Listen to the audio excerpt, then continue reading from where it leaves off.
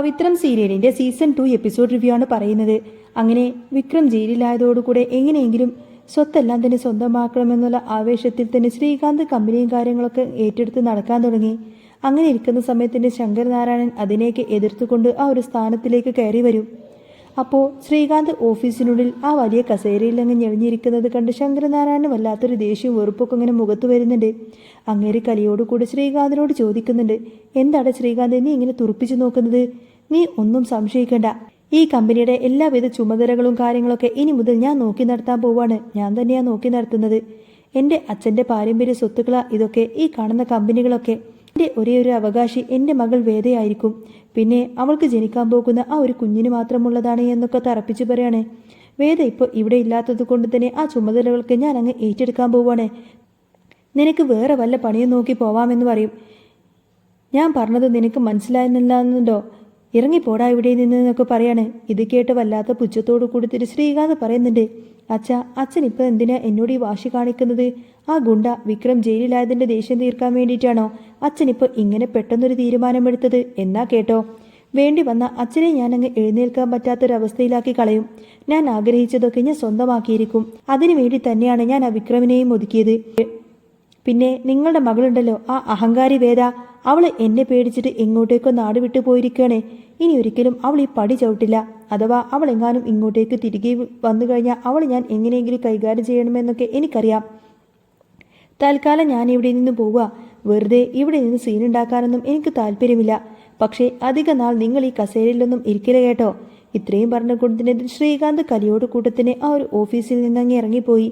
അതിനുശേഷം വാശിയോട് കൂടുതൽ ശങ്കരനാരായൺ ഫയലുകളൊക്കെ ഇങ്ങനെ എടുത്ത് പരിശോധിച്ചു. അപ്പോഴാണ് ചന്ദ്രശേഖരനും ശ്രീകാന്തും കൂടി കമ്പനിയിൽ എന്തൊക്കെയോ വലിയ കൃത്രിമത്വങ്ങൾ തന്നെ കാണിച്ചിട്ടുണ്ട് എന്ന് അങ്ങേർക്ക് മനസ്സിലാവുന്നത്. അതേസമയം ജയിലിനുള്ളിൽ വിക്രം വല്ലാതെ ഇങ്ങനെ ഒറ്റപ്പെട്ടിരിക്കുമായിരിക്കും. ആരോടും ഒന്നും മിണ്ടാതെ സംസാരിക്കാതെ ആ 4 ചുവരുകൾക്കുള്ളിൽ അവനിങ്ങനെ ഒതുങ്ങിക്കൂടി. വേദയെക്കുറിച്ചും അവൻ ഒരുമിച്ചുണ്ടായിരുന്ന ആ ഒരു നല്ല നല്ല നിമിഷങ്ങളെക്കുറിച്ച് മാത്രമായിരുന്നു വിക്രമിന്റെ മനസ്സിലുള്ള ചിന്ത മുഴുവൻ. ഭക്ഷണം കഴിക്കുമ്പോഴും ജോലി ചെയ്യുമ്പോഴൊക്കെ ആ ഓർമ്മകൾ അവനെ വല്ലാതെ വേട്ടയാടിക്കൊണ്ടിരുന്നു.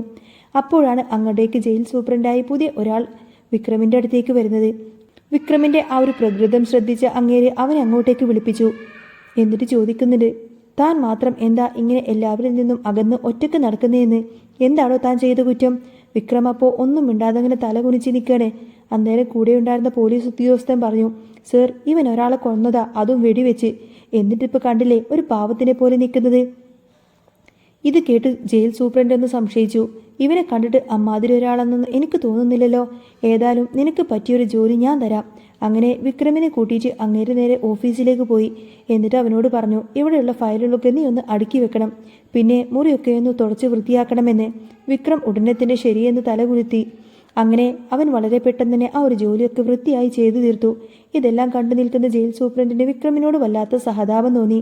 നീ ഏതുവരെ പഠിച്ചതാടാ എന്ന് അങ്ങേര് ചോദിച്ചപ്പോൾ വിക്രം തന്റെ വിദ്യാഭ്യാസ യോഗ്യത കൃത്യമായി മറുപടി പറഞ്ഞു. ജോലിയെല്ലാം കഴിഞ്ഞ് വിക്രം പോവാനൊരുങ്ങുമ്പോഴേക്കും ജയിൽ സൂപ്രണ്ട് അങ്ങോട്ടേക്ക് തന്നെ അവനെ തന്നെ നോക്കി നിൽക്കുന്നുണ്ടായിരുന്നു. അങ്ങനെ ദിവസങ്ങൾ അങ്ങനെ കടന്നുപോയി. വേദ ഇപ്പോൾ ന്യൂഡൽഹിയിൽ അവളുടെ കൂട്ടുകാരിയോടൊപ്പം എല്ലാ സുഖ സൗകര്യങ്ങളോടുകൂടിയും ജീവിക്കുകയാണെങ്കിലും വിക്രമിന്റെ ഓർമ്മകൾ വരുമ്പോഴൊക്കെ അവളുടെ നെഞ്ചു പിടയുന്നുണ്ടായിരുന്നു. അവനെ ഓർത്ത് അവളുടെ ഉള്ളൊരുപാടങ്ങ് കരയും. അങ്ങനെയിരിക്കെ പൂർണ്ണ ഗർഭിണിയായ വേദ ഒരു കുഞ്ഞിന് ജന്മം നൽകി. ഒരു പെൺകുഞ്ഞായിരുന്നു അത്. നാട്ടിൽ ശ്രീകാന്ത് വീണ്ടും തന്റെ അടവുകളിങ്ങനെ പുറത്തെടുത്തുകൊണ്ടിരുന്നു. ഓഫീസിലെ ചുമതലകളും അവകാശങ്ങളും നേടിയെടുക്കാൻ വേണ്ടിയിട്ട് അയാൾ ശങ്കരനാരായണനോട് തർക്കിച്ചു. ഇനി അച്ഛൻ ഓഫീസിലേക്ക് വരണ്ട, കാര്യങ്ങളൊക്കെ ഞാൻ നോക്കിക്കോളാം. ഈ വയസ്സാം കാലത്ത് അച്ഛൻ വീട്ടിലിരുന്നാൽ മാത്രം മതി. ഇനി ഇതെല്ലാം നോക്കി നടത്തേണ്ടത് ഞാൻ തന്നെയാണെന്ന് അവൻ അധികാരത്തോടെ പറഞ്ഞു.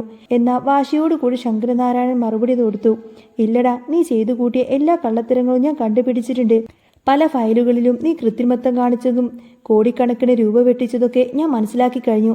ഇതെല്ലാം ഞാൻ പുറത്തു കൊണ്ടുവരും. നിന്നെ കൊണ്ട് തന്നെ ഇതിനെല്ലാം ഞാൻ കണക്ക് പറയിപ്പിക്കും. ഇതെല്ലാം കേട്ട് ശ്രീകാന്തിന്റെ സമനില തെറ്റി. കലിയോട് അവൻ ശങ്കരനാരായണനെ പിടിച്ച് ഒരൊറ്റ തല്ലങ്ങ് വെച്ചു കൊടുക്കും. വേച്ചു പോയ ശങ്കരന്റെ തല ചെന്നിരിച്ചത് ഒരു കട്ടിലായിരുന്നു. ബോധം കെട്ട് അങ്ങേരപ്പത്തന്നെ താഴേക്ക് വീണു. ആ വലിയ ശബ്ദം കേട്ട് പത്മം അങ്ങോട്ടേക്ക് ഓടി വന്നപ്പോൾ ശ്രീകാന്ത് ഒന്നും അറിയാത്തതുപോലെ പറഞ്ഞു, അയ്യോ, അച്ഛൻ തെന്നി വീണതാ, നമുക്ക് പെട്ടെന്ന് തന്നെ ഹോസ്പിറ്റലിലേക്ക് കൊണ്ടുപോകാമെന്ന്. അങ്ങനെ പെട്ടെന്ന് തന്നെ അവർ ശങ്കരനാരായണനെ ഹോസ്പിറ്റലിലേക്ക് എത്തിച്ചു. ഡോക്ടർമാരുടെ പരിശോധനയ്ക്ക് ശേഷം അവരറിഞ്ഞു അവർക്ക് ബോധം വന്നിട്ടില്ല, ഹാർട്ട് അറ്റാക്ക് ആണെന്ന്. കുറച്ച് സീരിയസ് ആയതുകൊണ്ട് തന്നെ എന്ത് വേണമെങ്കിലും സംഭവിക്കാമെന്ന് പറഞ്ഞു. ഇത് കേട്ട ശ്രീകാന്ത് ഇങ്ങനെ മനസ്സിൽ ചിരിക്കുമായിരുന്നു. എന്തെങ്കിലും സംഭവിച്ചിരുന്നെങ്കിൽ ഈ ശല്യം എന്നേക്കുമായിട്ട് ഒഴിഞ്ഞുപോയി കിട്ടിയേനെ എന്നായിരുന്നു ശ്രീകാന്തിന്റെ ആഗ്രഹം. എന്നാൽ പത്മം ആ ജീവന് ഒന്നും വരുത്തരുതേ എന്നൊക്കെ ഇങ്ങനെ കരഞ്ഞുകൊണ്ട് പ്രാർത്ഥിക്കുന്നുണ്ടായിരുന്നു. കുറെ കഴിഞ്ഞപ്പോൾ ഡോക്ടർ അങ്ങോട്ടേക്ക് വന്നു പറഞ്ഞു അയാളുടെ സംസാരശേഷി പോയി എന്ന്. മാത്രവുമല്ല ശരീരത്തിന്റെ ഒരു ഭാഗം തളർന്നിട്ടുമുണ്ട്. ഇത് കേട്ട ശ്രീകാന്തിനെ അടക്കാനാവാത്ത അത്രമാത്രം സന്തോഷമായിരുന്നു. താൻ ആഗ്രഹിച്ചത് തന്നെ നടന്നല്ലോ. ഇനിയിപ്പോൾ ഈ സ്വത്തുക്കളിൽ നിന്ന് തനിക്ക് മാത്രമേ അവകാശമുള്ളൂ എന്ന് അവൻ അങ്ങ് സ്വപ്നം കണ്ടു തുടങ്ങി. അങ്ങനെ ശങ്കരനാരായണൻ ആരോടും ഒന്നും സംസാരിക്കാനോ മിണ്ടാനോ പോലും കഴിയാതെ വീട്ടിലെ ആ ഒരു കട്ടിലിൽ തന്നെ അങ്ങ് കിടപ്പിലായി. ഈ സമയത്താണ് വിക്രമിന്റെ കൂട്ടുകാർ അവനെ കാണാനായി ജയിലിലേക്ക് വരുന്നത്. അവനെ കണ്ടപ്പോൾ വിക്രം ചോദിച്ചു എല്ലാവർക്കും സുഖം തന്നെയല്ലേടാ എന്ന്. അന്നേരം കൂട്ടുകാർ പറഞ്ഞു എടാ നിന്നെക്കുറിച്ച് എപ്പോഴും ചിന്തിക്കാറുണ്ട്. നമ്മളൊക്കെ എന്ത് രസമായിട്ടാണ് കഴിഞ്ഞിരുന്നത്. അതെല്ലാം ഒറ്റ നിമിഷം കൊണ്ട് ഇല്ലാതാക്കിയല്ലോടാ. നമ്മുടെ അനിയൻകുട്ടൻ പോയി. പിന്നെ നീ ആണെങ്കിൽ പഴയ വർക്ക്ഷോപ്പ് പോലെയൊന്നും അല്ല. വരുന്നു, ജോലി ചെയ്യുന്നു, പോകുന്നു. ഒരു തെറ്റും ചെയ്യാത്ത നീ ഇപ്പോൾ ജയിലിലുമായി. ഇതൊന്നും ഞങ്ങൾക്ക് സഹിക്കാൻ പറ്റുന്നില്ലടാ വിക്രം. അന്നേരം വിക്രം ഒരു ആകാംക്ഷയോട് ചോദിച്ചു എൻ്റെ വേദിയെക്കുറിച്ച് വല്ല വിവരവുമുണ്ടോടാ നിങ്ങൾക്ക് എന്ന്. രാജേട്ടൻ സങ്കടത്തോടെ പറഞ്ഞു ഇല്ലടാ വിക്രം, ഞങ്ങൾ കുറേ അന്വേഷിച്ചു. പക്ഷേ അവൾ എവിടെയാണെന്ന് ഇതുവരെയും കണ്ടുപിടിക്കാൻ പറ്റിയിട്ടില്ല. ആ ശ്രീകാന്ത് അവളെയും അന്വേഷിച്ച് നടക്കുന്നുണ്ട്. അവൾ എവിടെയെങ്കിലുമൊക്കെ പോയിട്ട് സ്വസ്ഥമായിട്ട് ജീവിക്കട്ടടാ. ശ്രീകാന്തിന്റെ കയ്യിൽ കിട്ടിയാലുള്ള അവസ്ഥ നിനക്കറിയാലോ. നീ തൽക്കാലം അവനെക്കുറിച്ചൊന്നും ചിന്തിച്ച് വിഷമിക്കൊന്നും വേണ്ട. നീ ഏതായാലും പുറത്തിറങ്ങുമല്ലോ. അപ്പോൾ നമുക്ക് വേദിയെ കണ്ടുപിടിക്കാം. അതുവരെ നീ അവളെ മറക്കാൻ ശ്രമിക്ക്. അവൾ എവിടെയെങ്കിലുമൊക്കെ സന്തോഷമായിട്ട് ഇരിക്കുന്നുണ്ടാവും. ഇത് കേട്ട വിക്രമിന്റെ കണ്ണുകൾ നിറഞ്ഞു, നെഞ്ചു പിടഞ്ഞു. ശരിയാ രാജേട്ട, എൻ്റെ വേദ എവിടെയെങ്കിലും സന്തോഷത്തോടെ ഇരുന്നാൽ മാത്രം മതിയായിരുന്നു എനിക്ക്. ഞങ്ങൾ എന്തെല്ലാം സ്വപ്നങ്ങളാ കണ്ടത്. ഞാനും അവളും ഒരുമിച്ചുള്ളൊരു ജീവിതം. അവളെക്കുറിച്ച് ഓർക്കാത്ത ഒരു നിമിഷം പോലും എൻ്റെ ജീവിതത്തിലില്ല രാജേട്ട. അവനത് പറയുമ്പോഴൊക്കെ ജോസഫേട്ടനും രാജേട്ടനൊക്കെ വല്ലാത്ത സങ്കടം വന്നു. അപ്പോഴാണ് ജോസഫ് പറഞ്ഞത് എടാ ശ്രീകാന്ത് ഇപ്പോൾ എല്ലാം സ്വന്തമാക്കി ജയിച്ചു നടക്കുവാണ്. അവൻ ആഗ്രഹിച്ചതുപോലെ അവൻ എല്ലാം നേടി. ഇപ്പോൾ വേദയുടെ അച്ഛൻ സുഖമില്ലാതെ കിടപ്പിലായി. എന്താ കാര്യമെന്നൊന്നും ആർക്കും അറിയില്ല. ഇത് കേട്ട ഉടനെ തന്നെ വിക്രം ഞെട്ടിത്തെറിച്ച് ചോദിച്ചു വേദയുടെ അച്ഛന് എന്താ പറ്റിയത് എന്ന്. അറിയില്ല വിക്രം എന്ന് അവർ മറുപടി പറഞ്ഞപ്പോൾ വിക്രം കലിയോടുകൂടെ പറഞ്ഞു അവൻ എല്ലാവരെയും കൊന്നെടുക്കും ആ ശ്രീകാന്ത്. എനിക്കിങ്ങനെ ജയിലിൽ കിടക്കേണ്ടി വന്നത് അവൻ ഒറ്റൊരുത്തം കാരണമാണ്. ദർശൻ സാറിനെ കള്ളം പറഞ്ഞ് വിശ്വസിപ്പിച്ച് ചന്ദ്രശേഖരനെ കൊന്നത് ഞാനാണെന്ന് വരുത്തി തീർത്തത് അവനാണ്. എൻ്റെ വേദയ്ക്ക് എന്തെങ്കിലും സംഭവിച്ചാൽ പിന്നെ അവൻ ജീവനോടെ കാണില്ല. വിക്രമിന്റെ ദേഷ്യം കണ്ടപ്പോൾ സുഹൃത്തുക്കൾ അവനെ സമാധാനിപ്പിച്ചു. നീ ഇതൊന്നും ഓർത്തു വിഷമിക്കേണ്ട വിക്രം. എങ്ങനെയെങ്കിലും നിന്നെ പുറത്തിറക്കണം. അപ്പീൽ പോകണമെന്ന് ശ്രീനി സാറ് പറഞ്ഞിട്ടുണ്ട്. പക്ഷേ അതിനുള്ള തെളിവുകൾ നമ്മൾ കണ്ടുപിടിക്കണം. നീ അല്ലാതെ ചെയ്തത് എന്ന് തെളിയിക്കാനുള്ള അന്വേഷണത്തിലാണ് ഇപ്പോൾ സാറ്. എങ്ങനെയെങ്കിലും നിന്നെ പുറത്തിറക്കാൻ വേണ്ടി ശ്രീനി സാറും വാസവനൊക്കെ ശ്രമിക്കുന്നുണ്ട്. ഇതെല്ലാം ചെയ്തത് ശ്രീകാന്താണെന്ന് വാസവൻ ഏകദേശം മനസ്സിലായിട്ടുണ്ട്. വരുണിനെ കൊന്നതായിട്ടുള്ള ആ അന്വേഷണം നടക്കുക. ഇപ്പോൾ MLA സ്ഥാനം രാജിവെച്ച് ആ പദവി ശ്രീനി സാറിന് കൊടുക്കാനാ വാസവന്റെ പ്ലാന്. അപ്പോഴേക്കും സന്ദർശന സമയം കഴിഞ്ഞ് എന്ന് പറഞ്ഞ് പോലീസ് അവരെ കൊണ്ടുപോകാമെന്നപ്പോൾ പോവടാ എന്നും പറഞ്ഞുകൊണ്ട് തന്നെ വിക്രം പോകുമ്പോൾ വളരെയധികം വിഷമത്തോടു കൂടെ തന്നെ അവരെങ്ങനെ നോക്കി നിൽക്കുകയാണ്. ജയിലിലെ സെല്ലിനുള്ളിൽ ബാക്കി എല്ലാവരും കളിയും ചിരിയുമായി ഇരിക്കുന്ന സമയത്തിന് വിക്രം മാത്രം ഒരിടത്തേക്ക് ഇങ്ങനെ മാറിയിരുന്ന് ചിത്രങ്ങൾ വരക്കുമായിരുന്നു. വേദയുടെയും അവൻ്റെ അച്ഛൻ്റെയും അമ്മയുടെയും ഒക്കെ ചിത്രങ്ങൾ.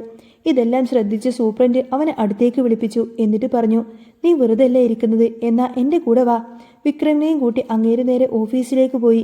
കുറച്ച് പോലീസുകാർ ലീവ് ആയതുകൊണ്ട് തന്നെ അവിടെ കുറച്ച് ജോലികൾ വിക്രമിനെ കൊണ്ട് ചെയ്യിപ്പിച്ചു.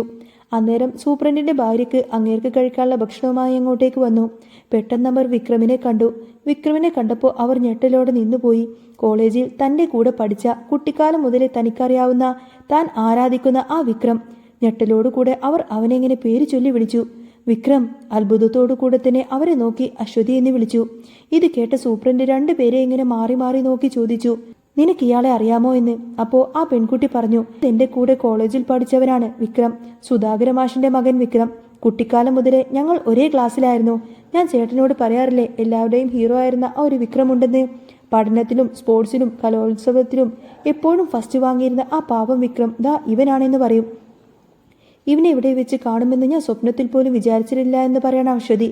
ഇത് കേട്ട് സൂപ്രണ്ട് ശരിക്കും അങ്ങ് ഞെട്ടിപ്പോയി. അവൾ പിന്നെയും തുടർന്നു കുറച്ച് കാര്യങ്ങളൊക്കെ ഞാൻ അറിഞ്ഞിരുന്നു. ഏതോ ജഡ്ജിയുടെ മകളെ കല്യാണം കഴിച്ചു എന്നും പിന്നെ ഒരു കേസിൽ പെട്ടു എന്നൊക്കെ പത്രത്തിൽ വായിച്ചു. പക്ഷേ ഇങ്ങനെ കണ്ടുമുട്ടുമെന്ന് ഞാൻ ഒരിക്കലും വിചാരിച്ചില്ല. ഇത് കേട്ടപ്പോൾ വിക്രം വല്ലാത്ത സങ്കടത്തോടു കൂടെ തന്നെ അവിടെ നിന്നും പോയി. അന്നേരം അശ്വതി ഭർത്താവിനോട് പറഞ്ഞു, ഈ വിക്രം വളരെ നല്ലവനാ, അവൻ ഒരിക്കലും ഒരാളെ കൊല്ലാനൊന്നും കഴിയില്ല. ഇതിനു മുൻപും ഒരിക്കലും ചെയ്യാത്ത തെറ്റിനാ ഇവൻ ജയിലിലായത്. പാവം. ഇത് കേട്ട സൂപ്രണ്ട് ആലോചനയിലാണ്ടു. ആദ്യം അവനെ കണ്ടപ്പോൾ തനിക്ക് തോന്നിയ അതേ സംശയം സത്യമാണോ എന്ന് അങ്ങേര് ചിന്തിച്ചു. അതേസമയം ആരും കാണാതെ ഒരിടത്തേക്ക് പോയി വിക്രം തന്റെ സങ്കടം സഹിക്കാനാവാതെ ഇങ്ങനെ പൊട്ടിക്കരയുമായിരുന്നു. തന്റെ മനസ്സിനെ നിയന്ത്രിക്കാനൊന്നും അവന് കഴിഞ്ഞില്ല. അവിടെ വേദയാവട്ടെ തന്റെ കുഞ്ഞിനെ ലാളിച്ചും സ്നേഹിച്ചും ഇങ്ങനെ സമയം കളഞ്ഞുകൊണ്ടിരിക്കുകയാണ്. ആ കുഞ്ഞിന്റെ ഓരോ വളർച്ചയും ചിരിയും കരച്ചിലുമെല്ലാം തന്നെ അവൾക്കിപ്പോൾ ജീവിക്കാനുള്ള ഊർജ്ജം നൽകുന്നുണ്ടായിരുന്നു. എന്തെങ്കിലും ഒരിക്കൽ ഇത് വിക്രമിന്റെ കുഞ്ഞാണെന്ന് ഉറക്കെ വിളിച്ചു പറയാൻ വേണ്ടിയിട്ട് അവൾ ഒരുപാടധികം കൊതിക്കുന്നുണ്ട്. അതിനൊക്കെ ഒരു അവസരം വരുമെന്ന പ്രതീക്ഷയിലാണ് അവൾ. എല്ലാത്തിനും താങ്ങായി അവളുടെ കൂട്ടുകാരി കൂടെയുണ്ട്. അവർക്കത് വലിയ ആത്മവിശ്വാസം നൽകി. എന്തിനേയും നേരിടാൻ സഹിക്കാനുള്ള ഒരു മനസ്സ് വേദയ്ക്കിപ്പോൾ ഉണ്ടായി തുടങ്ങിയിട്ടുണ്ട്. കുഞ്ഞു ജനിച്ചതോടുകൂടെ അവളുടെ ജീവിതത്തിൽ ഒരുപാടധികം ഭാഗ്യങ്ങളൊക്കെ തേടിയെത്തി. ഒട്ടും പ്രതീക്ഷിക്കാത്ത വലിയൊരു ജോലി, ഉയർന്ന ശമ്പളം, അങ്ങനെ വിക്രമും വേദയും രണ്ടിടങ്ങളിലായി തങ്ങളുടെ ജീവിതം മുന്നോട്ട് കൊണ്ടുപോയി. ഒരു ദിവസം ജയിൽ സൂപ്രണ്ട് വിക്രമിനോട് വളരെ കാര്യമായി ചോദിച്ചു, എടാ, നീ ഒരാളെ കൊന്നെന്ന് പറഞ്ഞാൽ സത്യം തന്നെയാണോ? എനിക്കതറിയണം. നിനക്ക് പറയാൻ മടിയില്ലെങ്കിൽ സത്യം എന്താണെന്ന് എന്നോട് തുറന്നു പറ. അന്നേരം വിക്രം തന്റെ മനസ്സ് തുറന്നു. താൻ അതൊരിക്കലും ചെയ്തിട്ടില്ല എന്നും ഈ കേസിൽ മനഃപൂർവ്വം തന്നെ പെടുത്തിയതാണെന്നും അവൻ പറഞ്ഞു. തന്റെ ജീവിതത്തിൽ നടന്ന എല്ലാ കഥകളും അവൻ സൂപ്രണ്ടിനോട് തുറന്നു പറഞ്ഞു. എല്ലാം കഴിഞ്ഞപ്പോൾ വിക്രമിന് വല്ലാത്തൊരാശ്വാസം തോന്നി.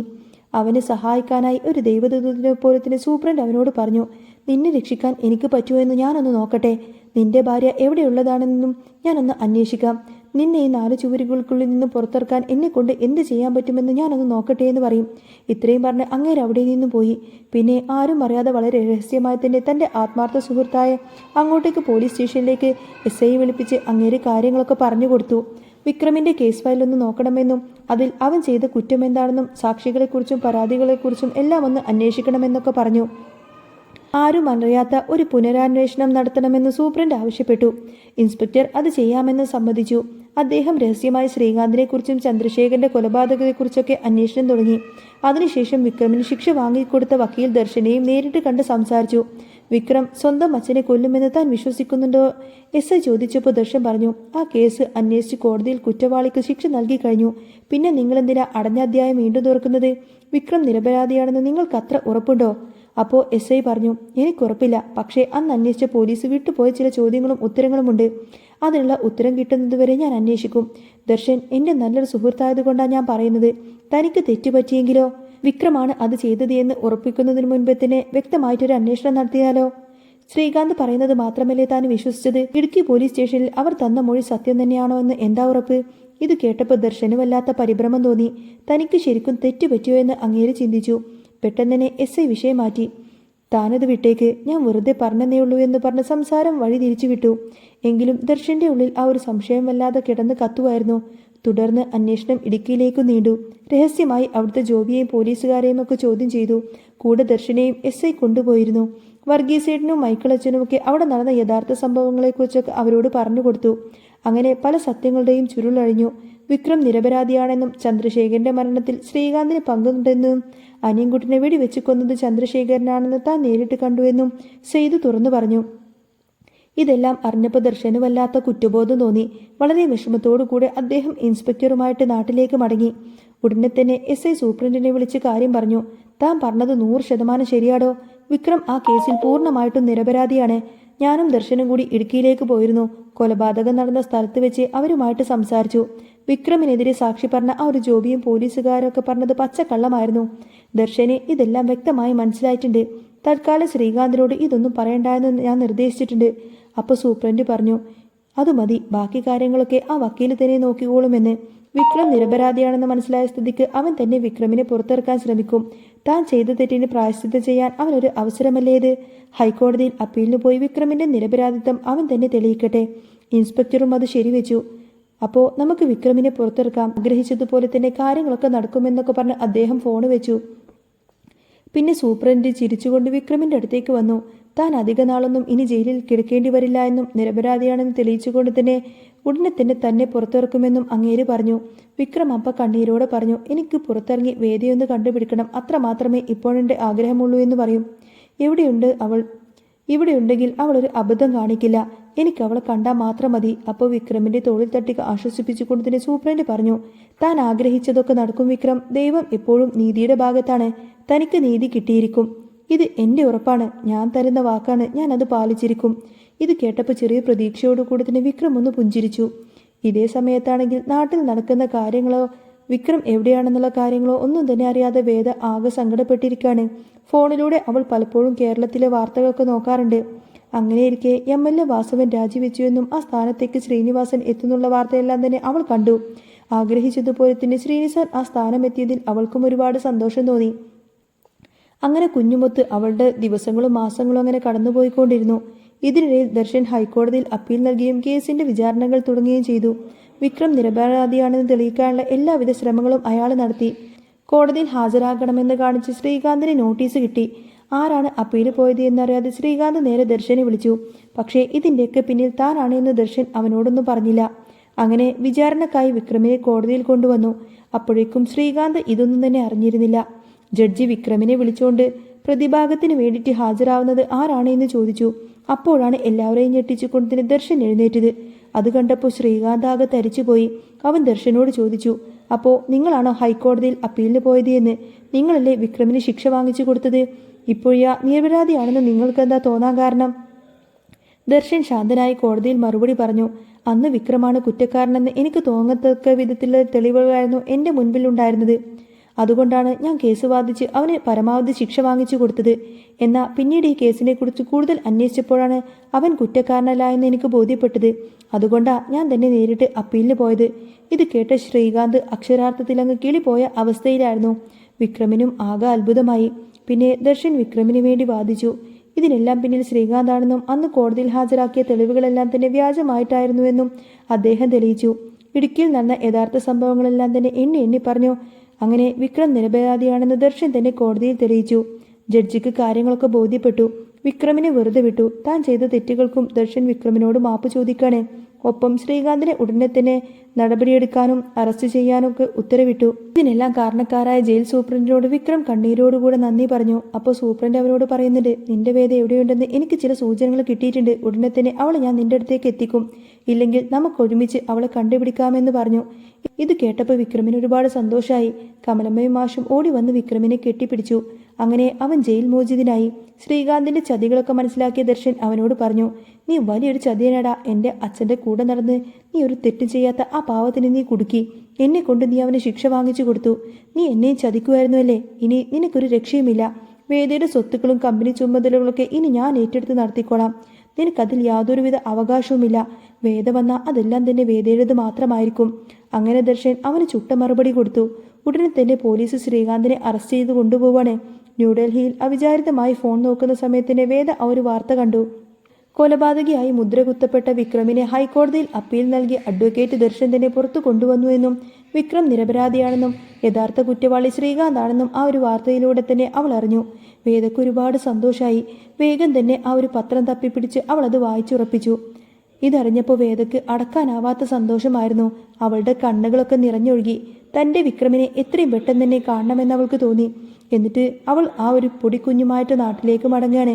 വിക്രമിൻ്റെ കൂടെ ഒരുമിച്ച് ജീവിക്കണമെന്ന് അവൾക്ക് വല്ലാത്ത കൊതിയായിരുന്നു. അങ്ങനെ ഡൽഹിയിലെ ആ ഒരു ഫ്ലാറ്റിൽ വേദയ്ക്ക് പിന്നെ ഒരു നിമിഷം പോലും നിൽക്കാൻ തോന്നിയില്ല. സന്തോഷം കൊണ്ട് അവൾക്ക് എന്ത് ചെയ്യണമെന്നറിയാത്ത അവസ്ഥയിലായിരുന്നു. അവൾ വേഗം തന്നെ നാട്ടിലേക്ക് പോകാനുള്ള സാധനങ്ങളൊക്കെ പാക്ക് ചെയ്യാൻ തുടങ്ങി. കൂടെയുള്ള കൂട്ടുകാരിയോട് അവൾ കണ്ണു തുടച്ചുകൊണ്ട് പറഞ്ഞു, എനിക്ക് എൻ്റെ വിക്രമിനെ വേഗം തന്നെ ഒന്ന് കാണണം. എൻ്റെ കുഞ്ഞിനെ അവൻ്റെ കൈകളിലേക്ക് ഏൽപ്പിക്കണം. അവനത് കാണുമ്പോൾ എത്രമാത്രം സന്തോഷമാവുമെന്ന് എനിക്കറിയാം. അങ്ങനെ ഒട്ടും വൈകാതെ തന്നെ വേദയും കുഞ്ഞും ആ സുഹൃത്തും കൂടി ആദ്യത്തെ ഫ്ലൈറ്റിൽ തന്നെ നാട്ടിലേക്ക് തിരിച്ചു. ഈ സമയത്ത് നാട്ടിൽ സൂപ്രണ്ട് വിക്രമിനെയും കൂട്ടിയിട്ട് അവ പഴയ അമ്പലത്തിലെ മുറ്റത്ത് കാത്തു നിൽക്കുന്നുണ്ടായിരുന്നു. വേദ വരുന്നുണ്ട് എന്ന കാര്യം സൂപ്രണ്ട് വിക്രമിനോട് പറഞ്ഞിട്ടുണ്ടായിരുന്നില്ല. അവരൊരു സർപ്രൈസ് കൊടുക്കാമെന്ന് വിചാരിച്ചു. കുറച്ചു കഴിഞ്ഞപ്പോൾ ഒരു കാറ് വന്ന് ആ അമ്പലത്തിന്റെ മുന്നിൽ അങ്ങ് വന്നു നിന്നു. കാറിന്റെ ഡോർ തുറന്ന് കുഞ്ഞുമായി പുറത്തേക്ക് വരുന്ന വേദയെ കണ്ടപ്പോൾ വിക്രമിന്റെ ശ്വാസം ഒന്ന് നിലച്ചുപോയി. അവൻ അത്ഭുതത്തോടുകൂടെ അതിലേറെ സന്തോഷത്തോടെയും അവളെ തന്നെ നോക്കി നിന്നു. ഇത്രയും കാലത്ത് സങ്കടമെല്ലാം തന്നെ ആ ഒരൊറ്റ നോട്ടത്തിൽ അലിഞ്ഞങ്ങില്ലാതായി. വിക്രമിനെ കണ്ടപാടെ വേദ ഓടിച്ചെന്ന് അവന്റെ നെഞ്ചിലേക്ക് അങ്ങ് വീണു. പൊട്ടിക്കരഞ്ഞു. വിക്രം അവളെ ഇറുകി കെട്ടിപ്പിടിച്ചു. അങ്ങനെ വിക്രമും വേദയും കരച്ചിലായിരുന്നു. അപ്പോഴാണ് വിക്രം അവളുടെ കയ്യിലിരിക്കുന്ന ആ ഒരു കുഞ്ഞിനെ ശ്രദ്ധിക്കുന്നത്. കുഞ്ഞിനെ കണ്ടപ്പോൾ വിക്രം അത്ഭുതത്തോടെ വേദയെ നോക്കി. വേദ കണ്ണീരോടെ അവനോട് പറഞ്ഞു, ഇത് നമ്മുടെ കുഞ്ഞാ വിക്രം? നമ്മൾ സ്വപ്നം കണ്ട നമ്മുടെ ജീവന്റെ പാതി. വിക്രം വിറക്കുന്ന കൈകളോടെ ആ കുഞ്ഞിനെ വാങ്ങി നെഞ്ചോട് ചേർത്തു. കുഞ്ഞവനെ നോക്കി ചിരിച്ചു. വിക്രമിന്റെ ലോകം തന്നെ മാറിയതുപോലെ തോന്നി അവന്. ജയിൽ സൂപ്രണ്ടും ദർശനും ദൂരെ മാറി നിന്ന് ഈ ഒരു കാഴ്ചയെല്ലാം തന്നെ സന്തോഷത്തോടു കൂടെ കാണുമായിരുന്നു. പിന്നെ അവർ നേരെ വേദയുടെ വീട്ടിലേക്കാണ് പോയത്. വിക്രത്തെയും വേദയും കുഞ്ഞിനെയും ഒരുമിച്ച് കണ്ടപ്പോൾ പത്മത്തിനും ഒരുപാടധികം സന്തോഷമായി. അവരോടി വന്ന് രണ്ടുപേരെയും കെട്ടിപ്പിടിച്ചു. എന്നോട് ക്ഷമിക്കണം മക്കളെ, എനിക്ക് തെറ്റുപറ്റിപ്പോയി എന്ന് അവർ സങ്കടത്തോടെ പറഞ്ഞു. വിക്രം അവരെ ആശ്വസിപ്പിച്ചു. പിന്നെ വിക്രം നേരെ പോയത് കിടപ്പിലായ ശങ്കരനാരായണന്റെ അടുത്തേക്കാണ്. വിക്രമിനെ കണ്ടപ്പോൾ ഒന്നും മിണ്ടാനാവാതെ ശങ്കരനാരായണന്റെ കണ്ണിൽ നിന്നും കണ്ണുനീരൊഴുകി. താൻ അച്ഛനോട് ചെയ്ത ദ്രോഹങ്ങളൊക്കെ ആലോചിച്ചിട്ട് അങ്ങേർക്ക് വല്ലാത്തൊരു കുറ്റബോധം തോന്നുന്നുണ്ടായിരുന്നു. വിക്രം ആ കൈകൾ ചേർത്ത് പിടിച്ചു പറഞ്ഞു, അച്ഛൻ സങ്കടപ്പെടണ്ട, നടന്നതൊക്കെ കഴിഞ്ഞു, നമ്മളൊക്കെ കൂടെയുണ്ട്, അച്ഛനെ പഴയതുപോലെ നോക്കാൻ ഞങ്ങളൊക്കെ കൂടെയുണ്ട് എന്ന് പറയും. ഇത് കേട്ടപ്പോൾ ശങ്കരനാരായണന് വലിയൊരു ആശ്വാസമായി. അപ്പോഴാണ് പോലീസ് സ്റ്റേഷനിലെ ആ ഒരു ഇരുട്ടുമുറിയിൽ കിടക്കുന്ന ശ്രീകാന്തിന്റെ കാര്യം ദർശൻ അങ്ങോട്ടേക്ക് വന്ന് പറയുന്നത്. താൻ ചെയ്ത തെറ്റുകൾക്ക് ഇപ്പോൾ അവൻ അനുഭവിക്കുകയാണെന്ന്. സ്വന്തമായിട്ട് ആരുമില്ലാതെ ആർക്കും വേണ്ടാതെ അഴിയെണ്ണി അവൻ ജയിലിൽ കിടക്കുന്നുണ്ട് എന്ന് പറയും. ഇത് കേട്ടപ്പോൾ വിക്രമിന് ഒരു തരിമ്പ് പോലും സങ്കടം തോന്നിയില്ല. കാരണം അവൻ ചെയ്ത അത്രയും വലിയ ക്രൂരതകളാണല്ലോ. എല്ലാം കഴിഞ്ഞ് വൈകുന്നേരം ആ വീടിന്റെ മുറ്റത്ത് കുഞ്ഞിനെയും കളിപ്പിച്ച് വിക്രമും വേദിയിൽ നിൽക്കുകയാണ്. അവരുടെ മുഖത്ത് വല്ലാത്തൊരു സമാധാനമുണ്ടായിരുന്നു. ഇനി ഒരിക്കലും അവർക്ക് പിരിയേണ്ടി വരില്ലല്ലോ. ഇത്രയും കാലം അവരനുഭവിച്ച കഷ്ടപ്പാടുകൾക്കെല്ലാം തന്നെ ദൈവം കൊടുത്ത വലിയൊരു സമ്മാനമായിരുന്നു അവർക്ക് ഈ ഒരു പുതിയ ജീവിതം. കുഞ്ഞ് വിക്രമിന്റെ വിരലിൽ ഇങ്ങനെ ഇറുക്കി പിടിച്ച് നിൽക്കുവാണ്. വേദ അവന്റെ തോളിലേക്ക് ചാഞ്ഞു നിന്നു. അങ്ങനെ ഒരുപാടധികം കാത്തിരിപ്പിനൊടുവിൽ അവരാഗ്രഹിച്ചതുപോലെ തന്നെ ആ ഒരു സന്തോഷ ജീവിതം അവർക്ക് കിട്ടി തുടങ്ങി. അങ്ങനെ പവിത്രത്തിൽ ഇനി വരാൻ പോകുന്ന നല്ല സൂപ്പർ അടിപൊളി ത്രില്ലിംഗ് എപ്പിസോഡുകളൊക്കെ തന്നെയാണ്. നിങ്ങൾക്ക് ഈ ഒരു ചാനൽ ഇഷ്ടമാവുകയാണെങ്കിൽ സബ്സ്ക്രൈബ് ചെയ്യാനും സപ്പോർട്ട് ചെയ്യാനും മറക്കല്ലേ. നെക്സ്റ്റ് വീഡിയോ ഉടനെ വരാം. ബൈ.